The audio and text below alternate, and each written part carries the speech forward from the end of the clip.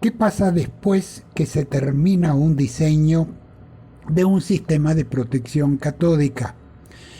A lo largo de muchos años me ha tocado diseñar sistemas para proyectos en manos de empresas internacionales. Estas son algunas de ellas en diferentes países. Y muchas veces se piensa que se hicieron los cálculos y ya está. Esto no es así. Hay varias etapas a continuación y vamos a irlas conociendo. En primer lugar, la documentación.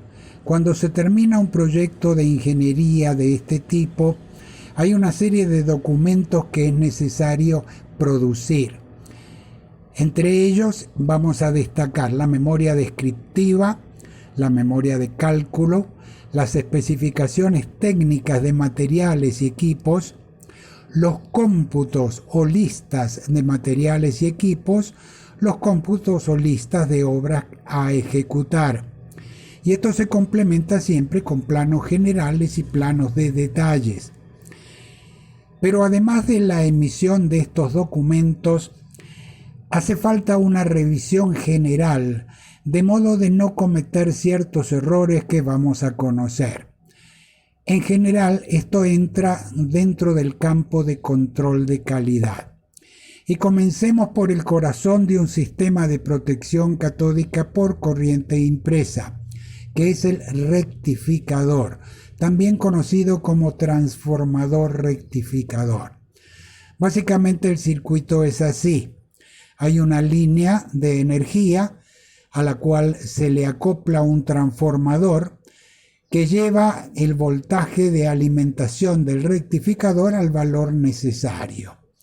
Y del rectificador salen las conexiones, por un lado a los ánodos y por el otro lado a una o varias tuberías, a uno o varios tanques de almacenamiento, etc. El rectificador puede ser enfriado por aire en ambientes rurales, lejos del mar, donde no se pueden afectar los componentes internos, o bien enfriado por aceite, lo cual es necesario cerca del mar en ambientes muy corrosivos, pero también cuando hay atmósferas clasificadas, donde puede haber gases inflamables, clase 1 división 1, clase 1 división 2. En ese caso se usan rectificadores enfriados por aceite y muchos de ellos a prueba de explosiones. Un paso crítico que hay que anticipar: el suministro eléctrico. Tenemos una línea de energía que pasa cerca de donde vamos a instalar el rectificador. Y para poder conectarlo a la línea es necesario que la empresa eléctrica coloque un transformador adecuado. Eso se puede tardar meses y puede retrasar totalmente el sistema que estamos diseñando. En consecuencia, es lo primero que hay que hacer en la solicitud de suministro eléctrico donde va a instalarse cada uno de los rectificadores.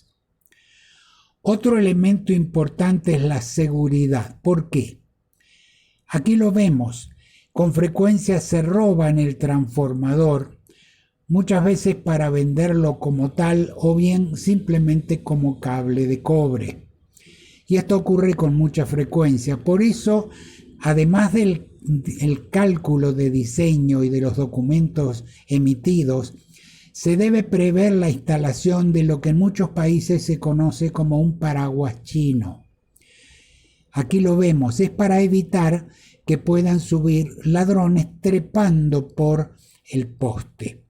Y aquí tenemos un detalle de ese sistema, protegiendo de robos de transformadores. La parte de seguridad también afecta al propio rectificador y las cajas de distribución positiva y negativa, que lo veremos más adelante. Este tipo de estructuras también son muy llamativas. Si están en campo, se pueden proteger con una simple cerca perimetral como esta, o más allá, si es una zona donde han habido robos, una verdadera jaula de King Kong, una jaula de barrotes de acero con un techo de igual tipo de material. Inclusive en muchos países se acostumbra a colocar algo más, una caseta, una estructura civil construida con una puerta de seguridad y por supuesto con la cerca perimetral por afuera. Esto ayuda mucho a proteger estos equipos. Hablemos de accesorios. Los rectificadores vienen tal como se piden al fabricante.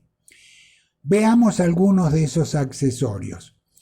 Esto es un caso interesante.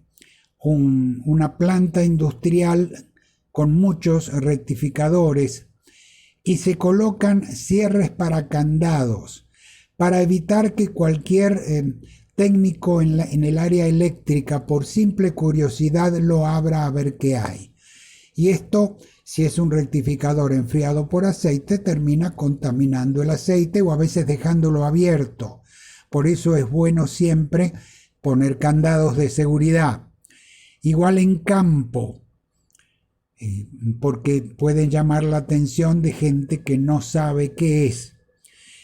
Un detalle importante, las tapas de los rectificadores enfriados por aceite algunas veces vienen sujetas por simples cadenas que se oxidan mucho, como lo vemos aquí, tienen poca resistencia y terminan rompiéndose.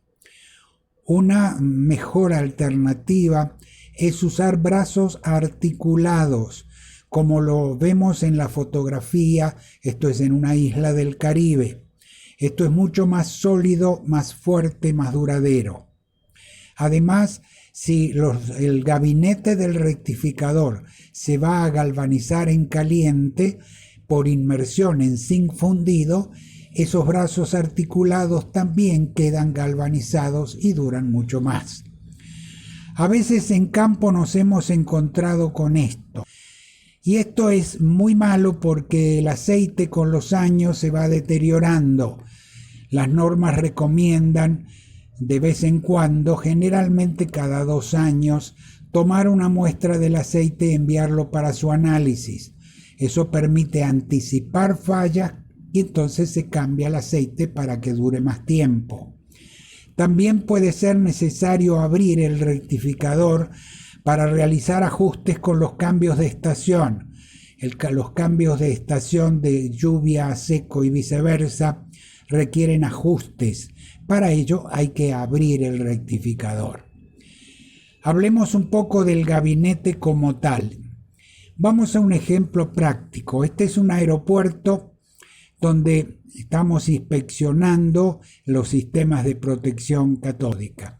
Allí hay que llegar con personal de seguridad porque conocen vías por las cuales se puede circular.